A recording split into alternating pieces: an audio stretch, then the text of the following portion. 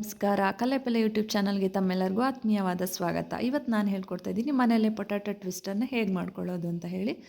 ಮೊದಲಿಗೆ ನಾವು 3 ಆಲೂಗಡ್ಡೆಗಳನ್ನು ತಗೊಳ್ಳೋಣ. ಸಿಪ್ಪೆಯನ್ನು ತೆಗೆದು ಚಿಕ್ಕದಾಗಿ ಕಟ್ ಮಾಡ್ಕೊಳ್ಬೇಕು.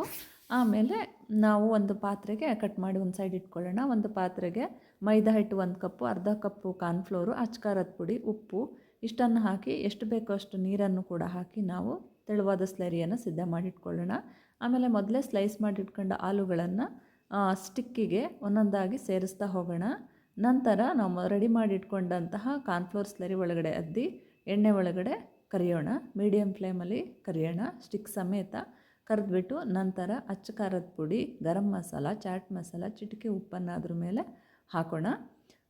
ನಂತರ ನೋಡಿ ಟೇಸ್ಟ್ಗೆ ತುಂಬ ಟೇಸ್ಟ್ ಚೆನ್ನಾಗಿರುತ್ತೆ.